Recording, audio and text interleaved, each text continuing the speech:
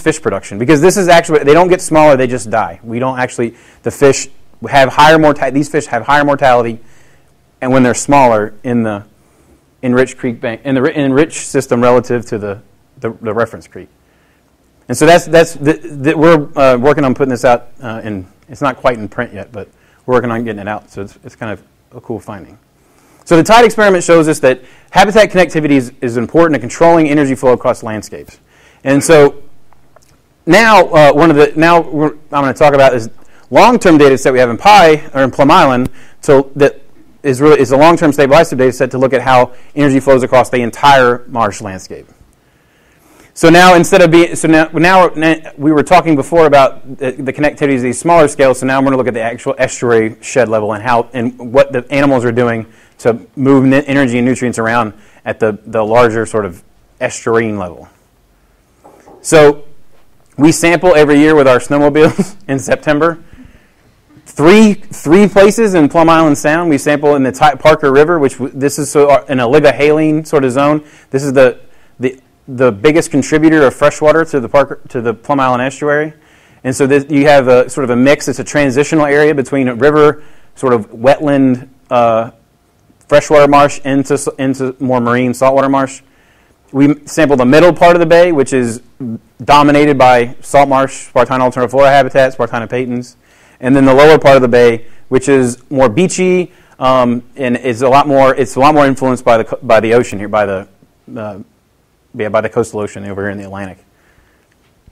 And so I'm going to show you several of these figures. So we added this year, finally, I actually got to get something with mouths bigger than my fingertips. So we got bluefish and striped bass we added this year, and I have stable isotopes for them now, and I need to actually analyze the data. And we sample Atlantic silversides and mummy chogs as our tertiary consumers, and zooplankton, clams, blue mussels, rib mussels, and Nereus, and then we sample these. We sample phytoplankton, benthic diatoms, and marsh macrophytes as our primary producers. And we do this at each site, and this has been going on since 1998. So as stable isotope data sets go, it's very old. And so I'm going to throw dots at you, but I'll do a better job later when I can find them. But when we throw all the data up, what you can see is that here up in the upper part of the estuary, you have a very strong influence of the river. You have this very freshwater signal. And so here's carbon, on the X, and nitrogen on the Y, right? So trophic level goes up. So the higher on the trophic level. So you see our silversides now are our dominant apex predator, if you want to call a silverside an apex predator. And we have... But what I want you to see is that up here in the upper part of the estuary, there's a broad base of resources being used. So you have riverine input and marine input being used. And this benthic signal and the pelagic signal are very, very far apart. And here down by the ocean, it's dominated by marine. Is dominated by the marine end member, and everything is very narrow. The energy use is very narrow. But instead of hand waving, I can actually calculate the dispersion on these dots. And so I'm going to use words like the centroid. So if I go and I look at my dots, I can actually calculate what the center of gravity is for these dots. And we can put a centroid on it. And then the distance to that centroid gives you a measure of how dispersed your isotope data is. So how variable, and remember this data is taken once a year. So these are annual. So this is interannual variability in resource use. And we now have these really cool things, these stable isotope ellipses, which are Bayesian. It uses a Bayesian method to draw circles, to draw these ellipses to encapsulate 40% of the variability. And it does it 1,000,000 times, and then it says, there's your circle that encapsulates the variability. So it hones in and gives basically a trophic niche width or breadth. Because we're looking at trophic interactions in carbon and nitrogen, you can say that this is its sort of niche space, its resource use space in that circle.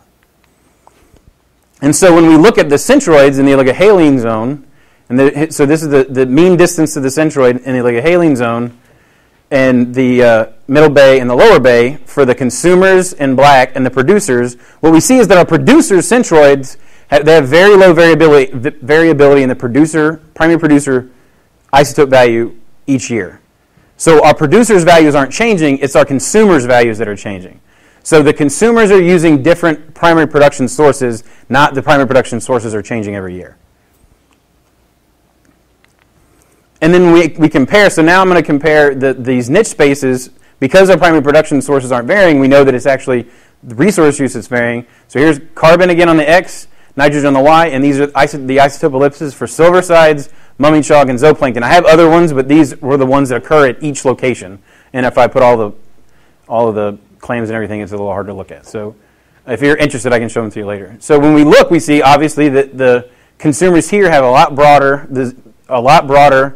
resource use than the same species, even though the food web structure, right? Silversides are still the apex predator, mummy chogs are secondary consumers, and then you have zooplankton. The structure remains relatively the same, but the resource use by the animals differs across the estuary. And we look in the mixing model. So this is in review in ecology right now, and the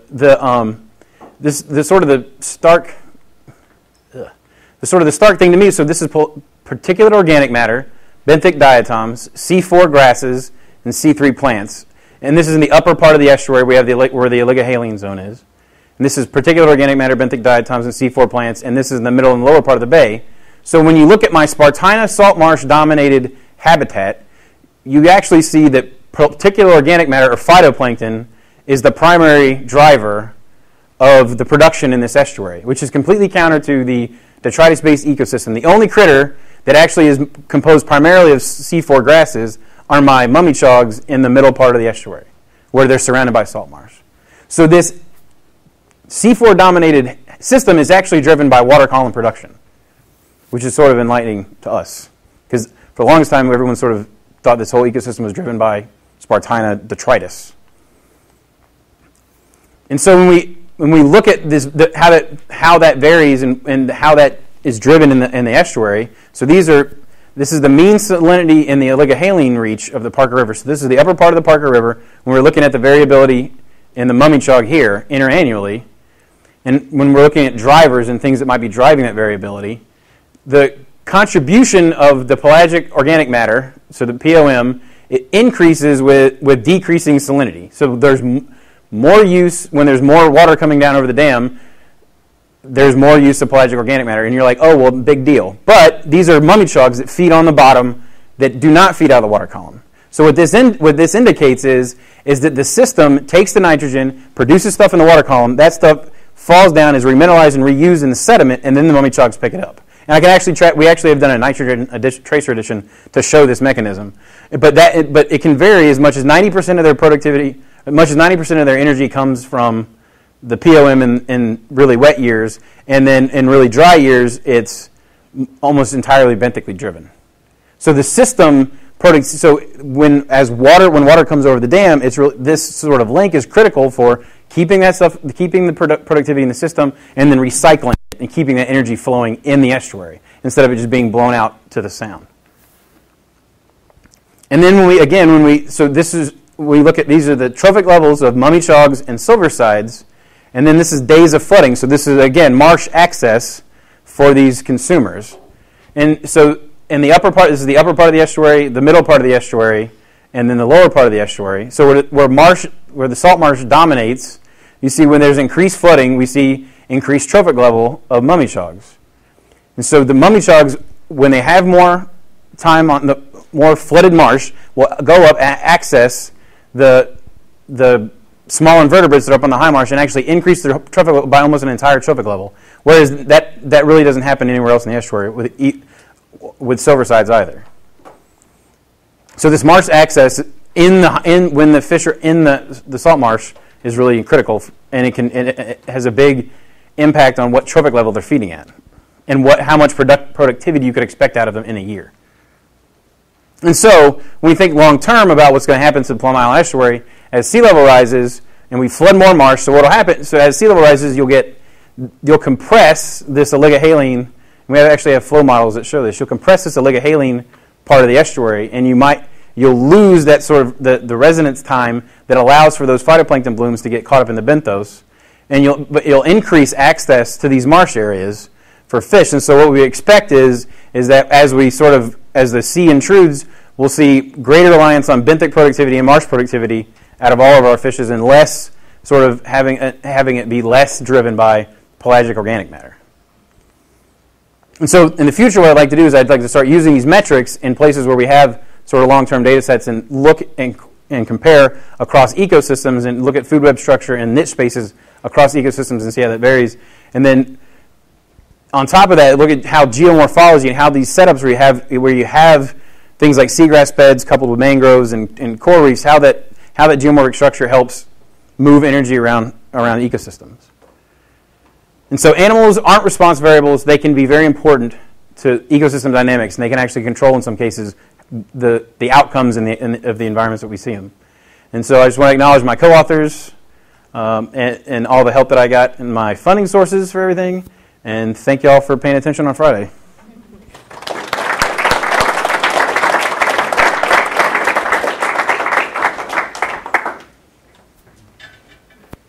Do we have time for some questions? Cindy Moncrief and Mike Sullivan did a study of seagrass transfer to fish. Yep. Yeah. And their conclusion was that it was primarily epiphytes. Yep. The pinfish will eat seagrass directly. Did you account for the benthic macroalgal or epiphytic? Yes, so that's just when you were doing the. Mm-hmm. So that's just. So I use as the source.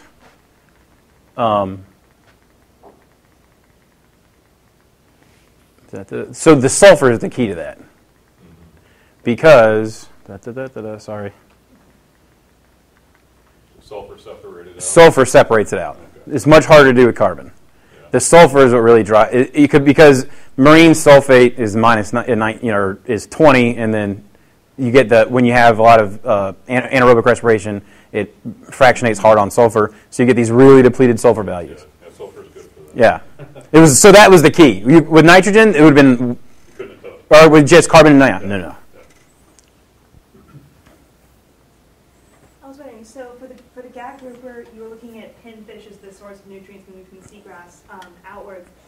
Are pinfish pretty much the only species that would be making that migration out, or are they just like most significant? They're the most significant, but they're by no means the only ones. And so Brian Fry has a paper where shrimp do that in Louisiana, and those are a huge subsidy to, I'm certain of it, to red snapper.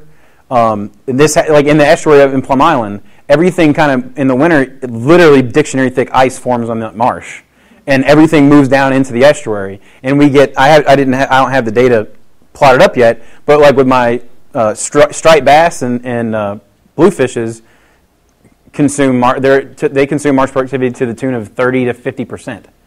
And they do that in the winter. So when it's horrible to fish for them, but because everything is down in the sound trying to stay warm. So these fluxes it's sort of an unstudied thing, but think about how many bays and estuaries there are where blue crabs move in and offshore, right? Shrimps, little fishes like drums and things that were grunts and that use the estuary in the summertime, get fat, get big, and then they're gone, right? And they're going somewhere, and they don't evaporate. Right?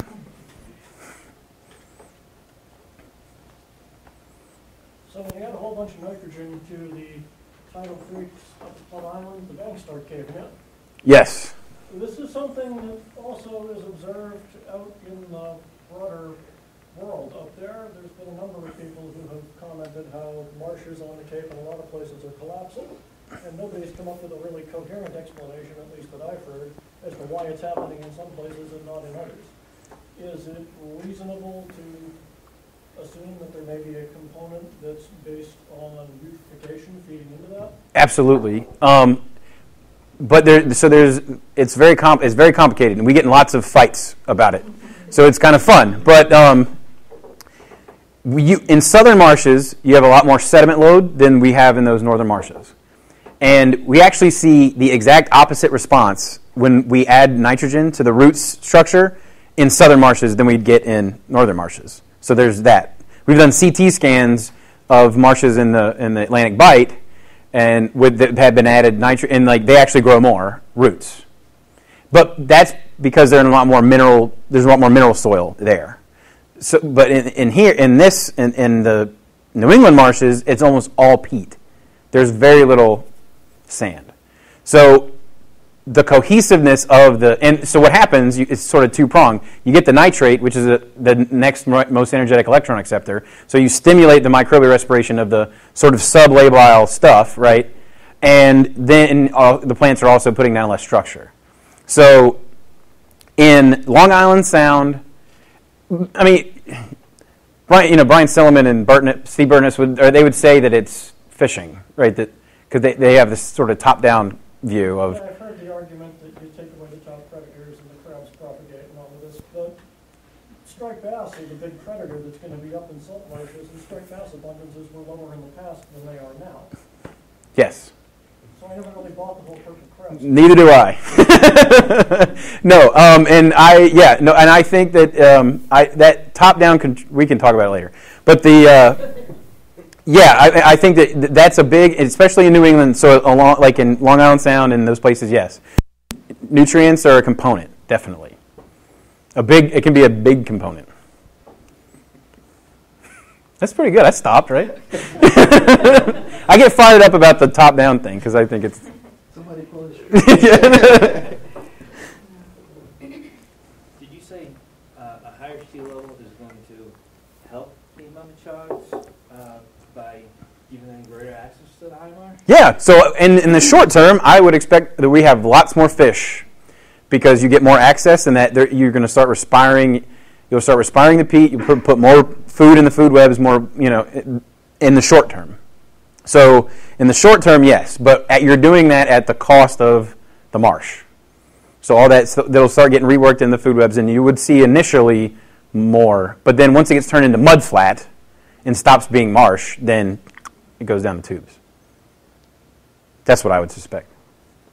So, with sea level rise, as that picnic line kind of moves inland, would you then expect some more like oceanic saltwater species then kind of invade and start kind of messing with these trophic reactions? Oh yeah. So we are not dreading, the arrival of blue crabs.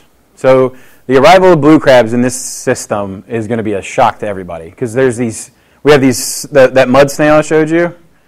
These guys they have like free reign of the world up there, and if they were blue crabs, they would not. So you're north of the district? We're north of the district. We're north of the Cape. We had one blue crab last season. He died.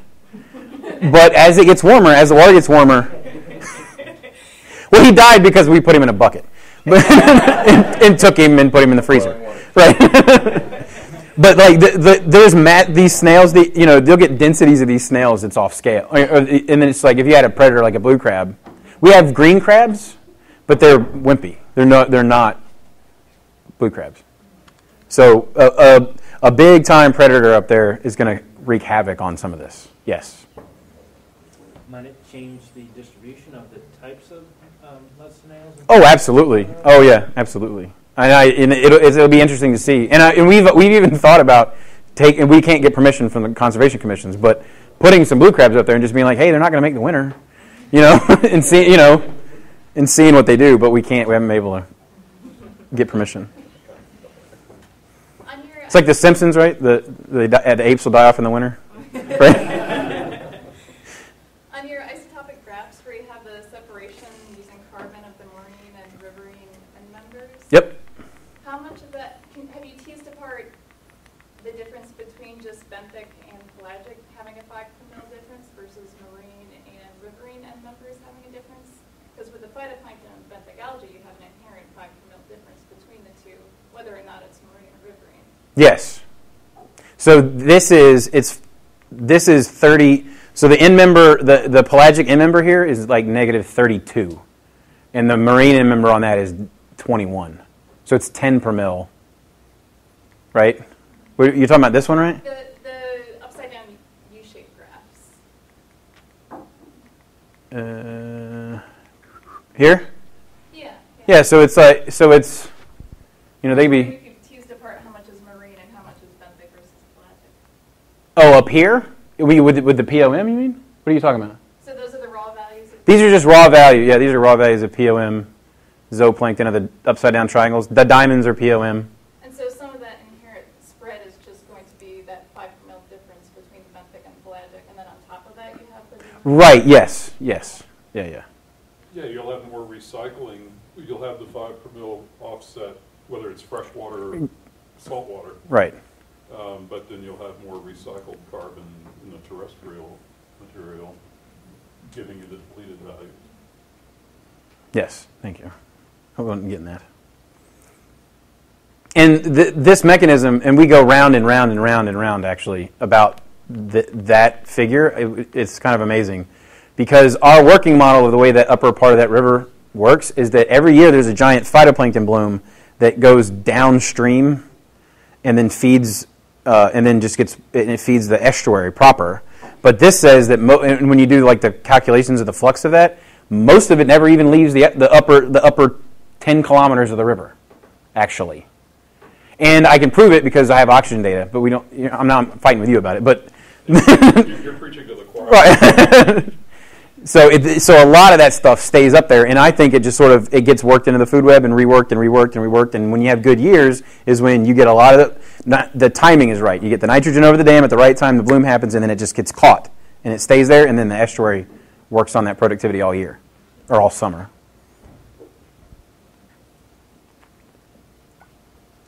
All right, well, let's thank Jimmy again. Thank y'all.